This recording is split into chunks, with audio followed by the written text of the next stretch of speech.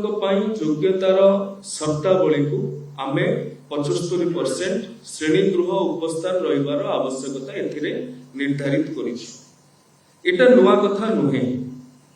विश्वविद्यालय मानकरे महाविद्यालय मानकरे 75% अटेंडेंस रहिछि, किंतु ताहाकू विश्वविद्यालय माने मध्य समय समय रे एग्जाम रे को माने योग्य हेबे बसिबा पई 75% अटेंडेंस निया जाइथाय, किंतु ताहाकू ठीक भाव रे एनफोर्स करिबा, ताहाकू डिजिटल मीन रे आपण बायोमेट्रिक रो कथा कहि पारंती। सब जगह रे बायोमेट्रिक भी संभवपर नुहे।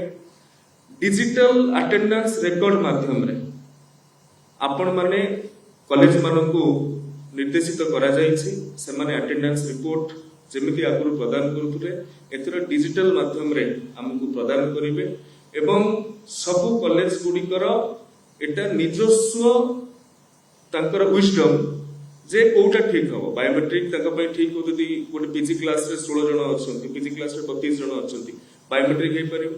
जदि सेठी 196 जण छात्र छात्री अछंती, से डिजिटल रिकॉर्ड माध्यम रे हे परिबो। किंतु ए बिंदुटी रखिबार सबुठु बड़ कथा हला जो छात्र छात्री माने रेगुलर भाव रे आसुछंती सेमानकर कोनोसी असुविधा नाही, किंतु जदि ए स्कीम रो केही दुरुपयोग करिबा चाहंती ताहले ए 75% फिजिकल अटेंडेंस ता सेथिरु हम मानकू सुरक्षा प्रदान करियो।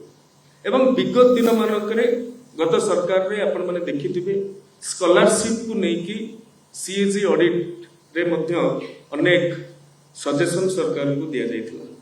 से सजेशन गुडी को मध्य आमे एथिरे एनफोर्स करूछु। केही भी कोनोसी शिक्षानुष्ठान जेमिति जतिकी छात्र आसुछंती सेमानकर योग्य शुल्क सरकार को पाइबे, यार दुरुपयोग जेमिति केही करि परिबेनी, सेटा को 75% अटेंडेंस केवल एनफोर्स करि परिबे।